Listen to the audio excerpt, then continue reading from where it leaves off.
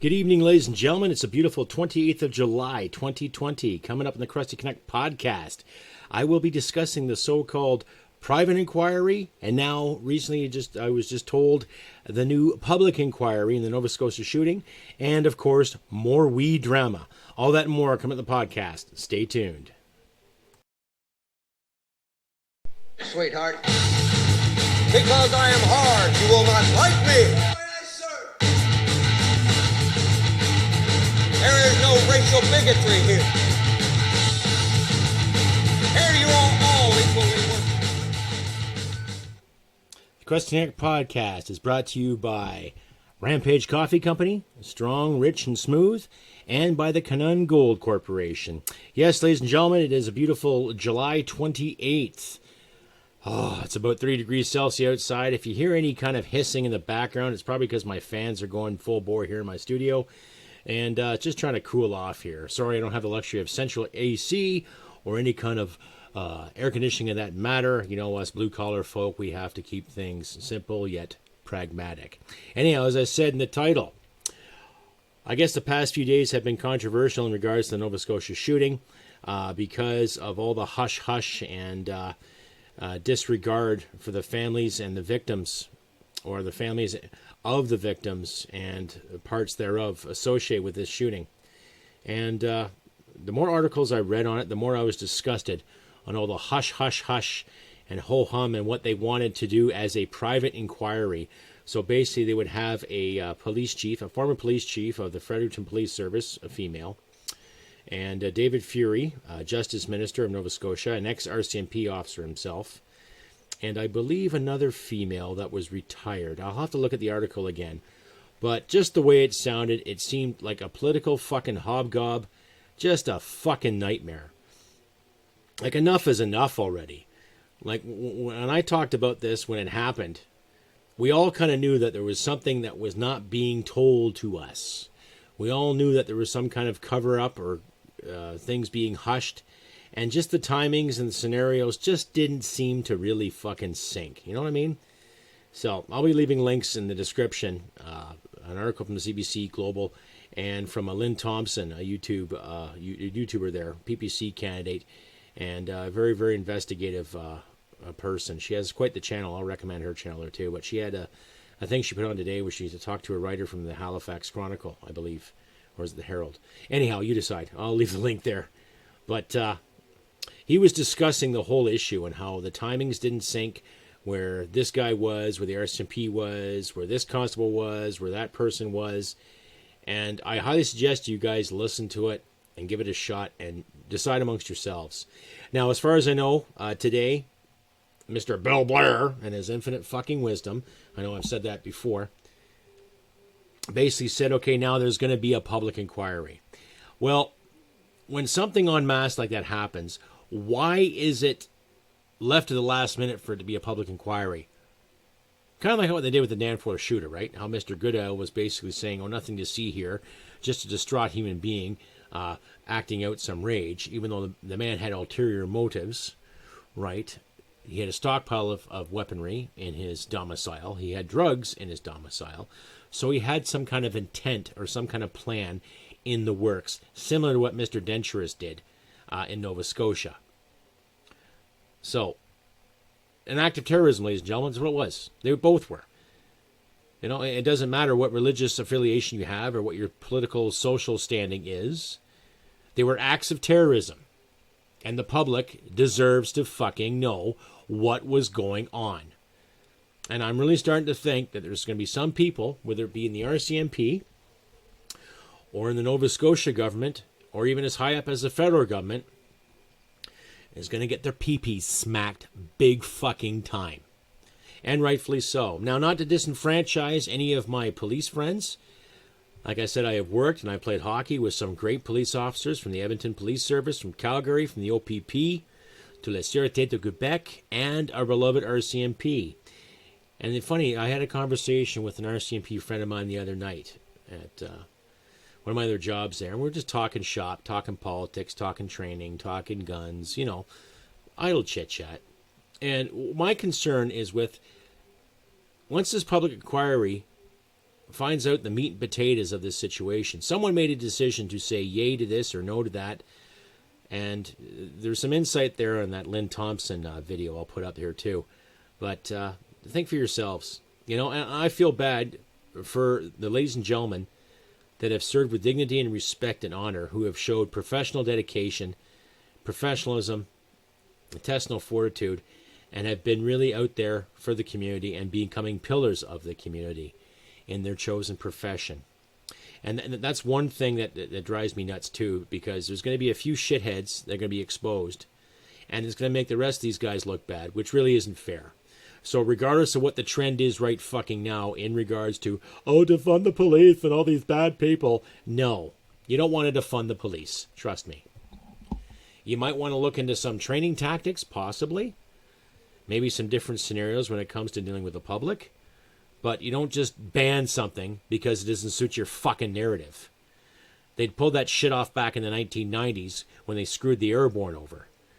And in regards to that, they also screwed a lot of the military over. Because members of the military were labeled as fucking racists and pigs and murderers just because a handful of people did something stupid in fucking Somalia. So do the math there, folks, if you remember that far back. Right? And like I said before, I have worked with members from the airborne. I have worked for them, and they're nothing but good, outstanding fucking leaders that would do anything for their men and their women. So something to think about. Anyway, carrying on, I digress in regards to this whole public inquiry. What gets me is that they sat on it for the better part of 3 months, deciding what to do, right? Something bad fucking happens. You're supposed to react to it. You're supposed to do something good, right? Keep people alive. Do you think a private inquiry would keep people alive?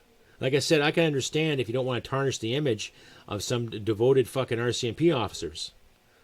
But when it comes to certain aspects of leadership, I'm sorry, ladies and gentlemen, someone's got to pay the fucking price. Really. And I'm not talking the young constable that just graduated, or the 10-year corporal, or the fucking 25-year senior corporal. I'm talking about the people that sit in the office and dispatch the calls and dispatch this here and there. People that make the bigger fucking bucks and coincide with the justice departments alike. And the Justice Department's having to deal with the fucking Justice Departments of the federal aspect, too. So, as Russell Peters would say, someone's going to get hurt real bad. You know what I mean? So, that's my intake on that. That's my outtake on that, too. Tell me what you think. CrustyBCanuck67@gmail.com. Or you can find me on Facebook and find me on Instagram. You can also find me on Parlay, the new social platform that's supposed to be better than Twitter. You can also find me on Twitter, or even on here in the Podbean. Send me a comment, give me a thumbs up on the YouTube. Please click like, share, and subscribe. Get the algorithm going. Help us independent folk get the word out there, especially in this trying time of deceit and debauchery. And if you like what you hear and see, please consider donating too if you like. Every donation helps. I am working a new job right now. It's keeping me pretty busy. That's why my podcasts are being put a bit later. But please, donate what you can. Every little bit helps. And I do give 30% of my donations to the Veterans Association Food Bank out of Calgary, Alberta.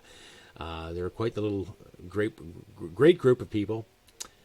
They look after veterans. They help with food. They give insight to jobs and post-secondary plans. They also help out wounded veterans with building wheelchair access ways, sedgeways, walkways, all that good stuff. And they're decent people. I've actually had personal conversations with them. And they're all around well-rounded individuals. They all have something to do with veterans one way or the other. Some have serving members. Some have served. Some were raised in the military household. So they have really good insight in helping vets out. So I'll leave a link to their work too.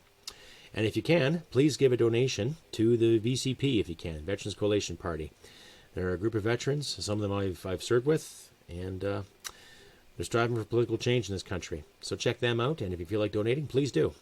Something to think about. Anyway, carrying on with this whole inquiry or public inquiry. Like I said, I guess in the news, they have discussed, I guess they'll have, a public inquiry now because of the concern of the citizens and all that. Well, it wasn't really a concern of the citizens. They're Mr. Media and Mr. Blair and Mr. Fury and whoever else wanted to weigh in this so-called private panel, quote unquote. Right? I think the people have the right to know. Anyway, I'm going to read some of the article here that came out of the CBC today. Nation, Nova Scotia. Canadian deserves answers to how much a tragedy could occur, Bill Blair says. You think, Bill? Yeah. After days of criticism of the decision to launch a review panel in the Nova Scotia mass shooting, the federal government has announced that the tragedy will instead be the subject of a public inquiry. Ooh, gee, thanks, government. Canadians deserve answers on how such a tragedy could occur, Public Safety and Preparedness Minister Bill Blair said in a statement on Tuesday, announcing the inquiry amid mounting pressure from fellow MPs, families of victims, legal experts, and the public who were upset after a review panel was announced last week. Like, really, Bill? Is that your stance? Former police chief of Toronto, and you're, fuck, whatever. Fuck. This situation requires that our governments work diligently with all those affected by this tragedy to bring forward the critical answers and to ensure an event such as this will never happen again. Well, duh. A lot of people outside of government wanted to fucking have this inquiry, and now you're just coming to that conclusion? 22 people died April 18 and 19 shootings, which began in the small community of Portapique, Nova Scotia. A public inquiry will allow the power to summon witnesses and require them to give evidence orally or in writing or on oath, or, if they are persons entitled to affirm in civil matters, on solemn affirmation. Produce such documents and things as the commissioners deem requisite to fill investigation of matters in which they are appointed to examine. The same people who have been involved with the highly criticized review panel will take part in the public inquiry, Blair said. Of course, you got to give them a job too, right? All those former individuals and retired individuals that want to weigh in and give their 2 cents worth, and then misogyny and all this other stuff. We knew the clown was a fucking bastard. We knew the shooter was an abusive human being. That's not rocket science. Look what he did. That spoke for itself. Okay? The Premier does apologize. In an interview with CBC Nova Scotia News at 6 on Tuesday, Premier of Nova Scotia Stephen McNeil apologized to the families of victims. He said his intent was not to cause families additional harm, but to get them answers with the panel review. Well, a panel of 3 or 4, no. Public. This is something that has to go to the public. And they should have bloody well done it with the Danforth shooter as well, too. But I guess in the name of political correctness, that was next to fucking impossible, right? So, anyhow, I'm not going to read this any further. I expect you, my listeners, you can read along and decide amongst yourselves. That's from the CBC there, who wrote this. Yeah, it was in Nova Scotia. So, and this is basically an update from this morning. So, as I was working today thinking about tonight's episode, I'm thinking, what am I going to call it? But now there's going to be a public inquiry, so I'm not really going to, raise too much shit because of a private inquiry, but the opinion's out there. Anyhow, here's a word from my sponsors. Rampage Coffee Company.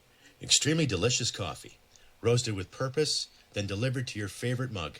Our delicious coffee comes packed with enough attitude to punch you out of your morning slippers. Here at Rampage Coffee Company, we provide you superior quality coffee that is delivered to the doorsteps of any Canadian who is ready to take their coffee game to the next level. We hand select quality beans to be a small batch roasted by our head roaster, which ensures unparalleled attention to details and amazing quality in all our coffee. Cheers to a freshly roasted kick-ass coffee. Rampage Coffee Company. Use the code Crusty Canuck to get free shipping on the Rampage sampler.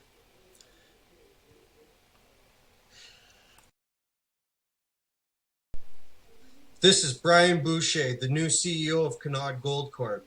We have gold at 99% purity with discounts ranging from $100 up to $200 off the ounce. This is the right place to buy, from 2-gram cards to 400-ounce bricks. We have any quantity of gold you are looking for. We also sell by the ton, not like your ex-wife. Visit us today at canundgold.com, C-A-N-U-N-D gold.com. That's right, ladies and gentlemen. Canuck Gold, up-and-coming company to help us with our wealth. And, of course, the folks at Rampage Coffee Company. They're a nice couple out of Saskatoon, and, they work pretty hard for their money. So give them a shot, too, if you can. Anyhow, carrying on with more of this public and not so public inquiry that the government has starting to promote. I guess they really have no choice now because this whole we fucking phenomenon that's been going on, right? And I guess those two brothers actually testified in committee today. I would play some excerpts from those interviews, but it's just too goddamn long. But I guess you got to spend more time trying to find the truth. And I'll have to say, as much as sometimes I disagree with the conservative politicians in regards to the way they've handled some things the past 5 years, I have to give hats off to Mr. Pierre Poilievre for taking the initiative to really get down and dirty into the roots of this whole fucking fiasco, right? I quite respect the man because of how he stands there in Parliament and, of course, online when he inquires and asks for information. And you can almost see the opposition just kind of cringing every time he talks to him. So, Mr. Poilievre, if you're listening, well done, sir.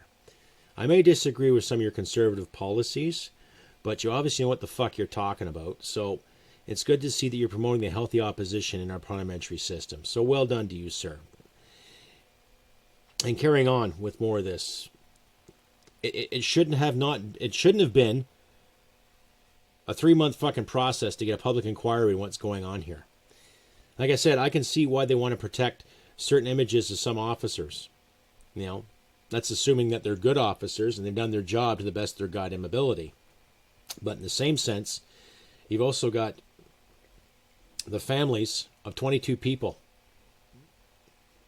that were murdered. They didn't drown. They weren't killed in a car wreck. They didn't fall off a bridge. They were ritualously murdered by a fucking madman, a terrorist, really a domestic terrorist, if anything, right? And it was proven in a global article, it proved that his weapons did come from the United States, that he smuggled these guns in from the United States. So that puts another tarnish to the fucking OIC command of May 1st, where Bill Blair and Mr. Trudeau and Chrystia Freeland sat there and dissected the Canadian gun owner, right? So it puts more in perspective there. Right? See what happens when you get clowns in charge? You get a fucking circus, ladies and gentlemen. Right? The same people that brought you the whole we scandal, the same people that brought you the whole panic scandal, the same people that brought you the whole fucking COVID mess up, the whole beer bug mess up, especially when it came to wearing masks, not wearing masks, to wash your hands, not wash your hands. Oh, we can't trust this. Oh, let's not diss China. Let's not diss this. Let's not diss that. You know, screaming racism every time you question Dr. Tam. You know, screaming misogyny if you question Miss Haydu, and yet she just got her pee-pee slapped too for taking 4 trips, spending roughly $71,000 to go home on the weekend, even though she told the country that we should stay indoors. Yeah, okay. Do as I say and not as I do. Typical, eh? Yeah, that's leadership. That's what happens when you get a graphic fucking designer calling the shots in health. Holy fuck. All right? I don't know, ladies and gentlemen. More qualified people to do the job, I say. All right. Anyway, tell me what you think. CrustyBCanuck67 at gmail.com. Or you can find me on Facebook, Instagram, Twitter, Parler, and even here on Podbean and YouTube, respectively. So if you like, please give me a thumbs up. Like, share, comment all around. Help the algorithm out. And help me get a few more viewing hours there. So hopefully I can start making some coin. You know what I mean? It's kind of nice until, maybe YouTube might censor me because I may be deemed, so hateful and so mean. Oh, goodness. Oh, yeah, whatever. Fuck, I'm not mean. I just try to tell it like it is, folks. And I expect you too, my listeners, to tell it how it is. You know, go about your lives. Do your thing. Go work your 40-plus hours a week. Save your money. Fucking get an education. Better yourself. Get a trade. Fucking, we just look at this mess that we're in here. Everything with the Wee scandal, everything with this gun scandal, everything with the Nova Scotia scandal. Every little fucking news bit that has happened the past 5 years is turning itself into a fucking scandal because we have not been told the truth. Now, of course, some critics might say, well, sometimes the truth should not be told because in the name of protecting people. Protecting who? Protecting people or protecting people's wallets? Or protecting a certain kind of identity, or protecting a narrative. Oh, there's the magic word, a fucking narrative. So as far as I'm concerned, Mr. Bill Blair, you have failed. You have failed miserably. As far as I'm concerned, you have failed the moment you started working for the Liberal Party. Mr. Fury in Nova Scotia, you have failed too. Right? You're protecting your buddies. You're not protecting the people, and you're not incorporating the law, which you should be doing. And to everybody else that was supposed to be on this private panel, you're looking after your own narratives and your own personal interests. You're not looking out for those 22 people that were murdered and their families. That's what it is. Last time I checked, this was a democracy, and it was still working somewhat. But no more of these closed-door inquiries. I start bringing this shit in the open and exposing it for what it is. A fucking crime. And those people that were responsible have got to pay their fucking dues. I'm sorry, folks, but guess what? From being in the military, if I made a decision to send my troops anywhere, and there's a possibility they could be killed or hurt or injured, and I did it neglectfully, guess what would happen to me as an NCO? Think about it.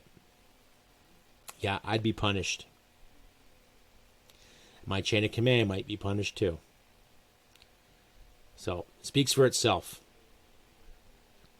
How else do you say it, right? How else do you go about doing it? Right? Every time we turn around, there's always somebody who fucks up. Somebody who has the so-called smarts and the diplomas and the education, and yet they're not following the will of the people. They're following the instinct of the party or the powers that are surrounding them. Because everybody's got to save fucking face. And yet were we not brought up to live in a society where we're supposed to own our own shit and take responsibility for ourselves? Why can't we demand the same thing from our appointed officials, especially our elected officials, right? Yeah, I work long hours too, but I love to go out and protest. And I'd love to sit there and raise fucking hell. And put the fear of whatever God into these fucking people who have made these decisions in the name of public safety, right? I would love to stand in front of somebody with a big ass fucking sign pointing the finger and tell them exactly how I fucking feel. Right? And put them into account for the decisions they have made. Show them the error of their fucking ways. But, that's too utopic for the rest of us, right? That's not going to happen anytime soon. But I'm glad the public spoke out against it. And I'm glad the families of those 22 fallen have stood up and said, no, this is what we want to fucking know. And rightfully so. And I expect that in any community in this country. Right? You see it all the time in the United States. When someone gets shot, let's have an inquiry. Let's see what happens. And of course, all the fucking cubicle experts weigh in and talk about their big abhorrent fucking stanzas on all these great things. And yet we don't see enough people getting out there fucking screaming. So if anybody in the mainstream media is listening to this, take a little camera and take some pictures of people that are really fucking mad. And don't put a left face to it or a right face to it. Put a Canadian face to it. So the next time something like this happens, we can have a public inquiry without worrying about feelings or political dogma to save whatever fucking face the Liberals have left. It ain't much, folks. Anyhow, I have been Crusty Canuck on this beautiful yet fucking hot 30 degrees Celsius evening, 28th of July, 2020. I'm going to try to get more episodes out during the week, but because of my new work schedule, things get a bit tougher. But it's good to see that the lights are still on. There's still food in the fridge, and there's cold water and some cold beverages to hand around. And I know my wife's a bit happier too, which is good. I'm out working some more, and I hope you guys are doing okay too. Regardless of all this dogma and this fucking dog's breakfast we call politics being served to us every day, it's good to see them getting some positive feedback, and I want to thank everybody who's contributed so far.